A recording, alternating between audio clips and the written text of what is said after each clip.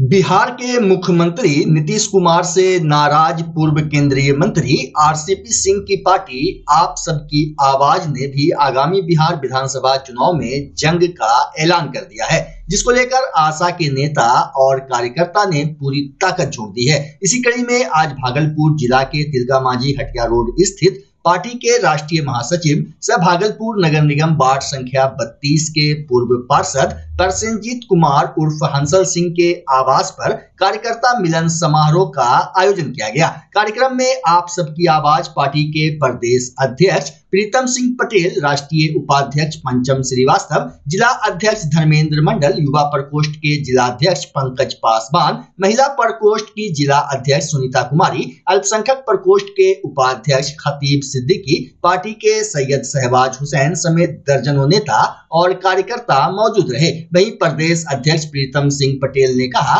कि आगामी विधानसभा चुनाव में तत्काल 164 प्रत्याशी चुनाव लड़ने की तैयारी कर चुके हैं। यह संख्या आगे बढ़ेगी। आप सबकी आवाज पार्टी चुनाव के लिए बिल्कुल तैयार है। मौके पर एक सवाल के जवाब में राष्ट्रीय महासचिव प्रसेनजीत कुमार उर्फ हंसल सिंह ने कहा कि प्रदेश स्तर पर जननायक कर्पूरी ठाकुर की जयंती आगामी 24 जनवरी को भागलपुर जिला के सुल्तानगंज विधानसभा क्षेत्र में आयोजित की जाएगी, जिसे सफल बनाने के लिए आज महत्वपूर्ण बैठक आहूत की गई। बैठक में सभी राष्ट्रीय पदाधिकारी, प्रदेश पदाधिकारी, प्रकोष्ठों के जिला अध्यक्ष, महानगर अध्यक्ष, सभी प्रखंड अध्यक्ष की उपस्थिति रही। देखिए, हमारी आशा पार्टी का निर्माण हमारे नेता रामचंद्र प्रसाद सिंह, आरसीपी सिंह ने बिहार के पूरे कार्यकर्ताओं के साथ राय विचार विमर्श करके बनाया है।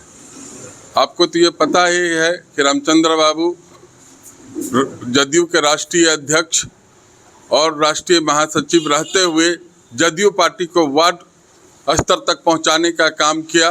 बिहार में अकेले ऐसा नेता हैं, बड़े नेता को छोड़कर अकेले ऐसा नेता हैं जो हर जिला के हर प्रखंड हर जगह का दौरा किया और कार्यकर्ताओं का मान सम्मान देने का काम किया। जब बिहार की जनता ने उनके पास जाके आग्रह किया कि आरसीपी बाबू विकसित बिहार बनाने के लिए अब आपको पार्टी बनाना चाहिए, क्योंकि जो हम लोग के नेता थे नीतीश कुमार जी, जब वो बिहार में 2005 के सत्ता में आए तो बिहार को विकसित करने में वो तेजी से आगे बढ़ाए और उस समय हमारे नेता रामचंद्र बाबू उनके साथ ही थे और प्रधान सचिव के रूप में काम किया। और याद करिए कि 2005 से 2010 का जो कार्य नीतीश कुमार का माना जाता है वो बिहार के लिए स्वर्णिम राज माना जाता है। इसीलिए बिहार के जितने साथी उनके साथ जुड़े थे सबने उनसे आग्रह किया कि आप पार्टी बना के विकसित बिहार आप ही बना सकते हैं। कर्पूरी ठाकुर जी का जो सपना था, जननायक जी ने जो सपना देखा था गरीब गुरबा अति पिछड़ा दलित महादलित के विकास के लिए, कुछ काम तो नीतीश जी किए, लेकिन अब वहां पे नीतीश जी के पास जो है 4 लोगों का अवैध कब्जा हो गया है। उस अवैध कब्जा को हटा के हमारे नेता आरसीपी बाबू नव बिहार बनाएंगे और बिहार को विकसित करेंगे। डबल इंजन की सरकार को लेकर क्या कहिएगा? देखिए, अभी हम लोग किसी सरकार के खिलाफ नहीं बोल रहे हैं, लेकिन बिहार में जो सरकार की स्थिति है और जो हमारा नेता कोई डिसीजन, हमारे मुख्यमंत्री कोई डिसीजन नहीं ले पा रहे हैं कि क्या है बिहार का विकास का रोड मैप, अब आगे क्या करना है युवाओं के लिए, महिलाओं के लिए, किसानों के लिए, कुछ नहीं वो सोच पा रहे हैं। आम आवाम के लिए कुछ नहीं सोच पा रहे हैं कि नया क्या करें, रोजगारी कैसे दूर हो, किसान को कैसे आय बढ़े, महिलाओं का कैसे विकास किया जाए, महिलाएं कैसे आगे बढ़े। अब सब पे रोक विराम लगा है। 4 लोग सिर्फ सत्ता चला रहे हैं जो अपने अपने फायदे के लिए काम कर रहे हैं। बिहार में कोई विकास नहीं है। बिहार की जनता सोच लिया है। नाम बता दीजिए 4 लोग। नाम बताना, पूरे बिहार के लोग को नाम मालूम है तो मुझे बोलने की कोई जरूरत नहीं है कौन पार्टी चला रहे हैं। कोई दिल्ली बैठ के चला रहे हैं, कोई बिहार बैठ के चला रहे हैं। आगामी चुनाव में कितने सीटों पर चुनाव लड़िएगा सर? हम लोग पूरे 243 पे तैयारी कर रहे हैं। 164 मजबूत उम्मीदवार हम लोग के पास दावा कर चुके हैं कि हम लोग लड़ेंगे, हम मजबूती से पूरे बिहार में चुनाव लड़ेंगे। और ये आप मान लीजिए कि बिना आशा पार्टी के बिहार में कोई सरकार नहीं बनेगी। क्या लगता है विलय हो जाएगा जदयू में सर आशा का? कहीं विलय नहीं होने जा रहा। आशा जब आई है, आशा का किरण लेके जब आशा सरकार में आएगी तब बिहार में खुशहाली आएगी। आज 24 जनवरी को सुल्तानगंज में जननायक कर्पूरी ठाकुर जी की जयंती मनाने का हम लोगों की पार्टी ने निर्णय लिया है। उसी की समीक्षा के लिए एक बैठक पदाधिकारियों की आयोजित की गई है, जिसमें हमारे प्रदेश अध्यक्ष माननीय प्रीतम सिंह पटेल जी भी उपस्थित हुए हैं।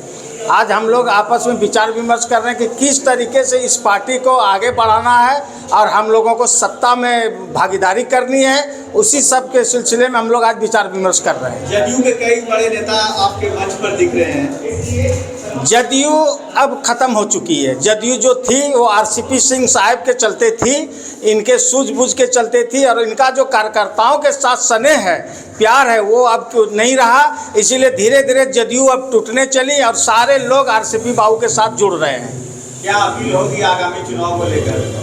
आगामी चुनाव की अपील यही है कि आरसीपी बाबू का साथ दें और बिहार में स्वच्छ और सुंदर सरकार पाए। किस तरह की तैयारी चल रही है सर? तैयारी हम लोग 244 सीट पे हम लोग कर रहे हैं। अब माननीय राष्ट्रीय अध्यक्ष जी का जो निर्णय होगा, लेकिन तैयारी हम लोगों की पूर्ण है। मैं जिला अध्यक्ष था और इसके लिए मैं 2 बार रहा, और मैं मुख्यमंत्री आदरणीय नीतीश कुमार जी के लिए को इसके लिए तहे दिल से धन्यवाद देता हूँ। लेकिन मैं जब जिला अध्यक्ष था, मैंने ये महसूस किया कि ना तो यहाँ पर जिला अध्यक्ष की कोई सम्मान था, ना यहाँ कार्यकर्ताओं का कोई सम्मान था। कार्यकर्ताओं का कोई अगर परेशानी होती थी और मैं वो परेशानी जब पदाधिकारियों के सामने रखता था, तो पदाधिकारी वो समझते थे कि जैसे वो भगवान हो गए। उनको अगर कुछ कहा जाता था, कुछ जायज़ काम भी कहा जाता था, जब वो परेशान करते थे कार्यकर्ताओं को, जब उनको मैं कहता था कि ये काम इनका है, जायज़ काम है, नियम संगत है, न्याय संगत है, इसको कीजिए, तो वो कार्यकर्ता को प्रताड़ित करते थे। ऐसा भी हुआ है कि जब कार्यकर्ताओं को मारा गया है। और ये सब चीज़ मैं बर्दाश्त नहीं कर सकता था, क्योंकि मैंने राजनीति जिन लोगों से सीखा है, मैं अपनी माँ स्वर्गीय सुधा श्रीवास्तव और अपने पिता उमा शंकर श्रीवास्तव से सीखा, जयप्रकाश नारायण से सीखा, कर्पूरी जी से सीखा, जौहर साहब से सीखा। और इन लोगों का था कि कार्यकर्ता ही सब कुछ है, कार्यकर्ता का ही सेवा करना है। जब कार्यकर्ता का ही कोई पूछ नहीं है, जब जिला अध्यक्ष का कोई पूछ नहीं है, तो उस पद पे रहने से मतलब क्या? आशा से कितनी आशा है आपको? आशा से मुझे पूर्ण आशा है, क्योंकि आशा के जो नेतृत्व करता है वो एक कुशल प्रशासक, एक कुशल राजनीतिक व्यक्ति, एक कुशल संगठन करता है, और वो एक विजनरी, वो दूरदृष्टि रखने वाले नेता है। और वो अवश्य, मैं आपको एक चीज़ क्लियर कर देना चाहता हूँ, जब नीतीश कुमार जी ये कहते हैं कि हमने आरसीपी को लाया, तो मैं यह साफ कर देता हूँ कि आरसीपी साहब बेनी प्रसाद वर्मा जी के साथ में थे, और उन्होंने कहा था इनको कि ये तुम्हारे राज्य का, तुम्हारे जिला का आदमी है, इसको अपने पास रखो, और तब ये इनको लाए थे। और जो भी विकास हुआ है, आप उस विकास के पीछे जो व्यक्ति था, अगर उसको ढूंढेंगे तो वो आरसीपी सिंह ही थे। और मुझे पूरा विश्वास है कि इनके नेतृत्व में आशा पार्टी जो है अगली सरकार बनाने जा रही है। और ये जो भीड़ देख रहे हैं आप यहाँ, ये भीड़ कोई साधारण भीड़ नहीं है, ये असाधारण भीड़ है। 1994 में एक पार्टी का गठन हुआ था, और उसकी जो प्रथम बैठक हुई थी भागलपुर में, मैं उसका गवाह था। वहाँ केवल 7 आदमी थे, और आप यहाँ हालत देख लीजिए, यह एक व्यक्ति के साथ 7 आदमी आया हुआ है। जगह नहीं है यहाँ बैठने के लिए, नीचे भी लोग हैं। जब ये शुरुआत है, तो आप सोचिए आगे क्या होगा, ये आप भी देखते रहिएगा और सरकार देखिएगा। हमारी सरकार होगी, इसमें मुझे कोई शक नहीं है।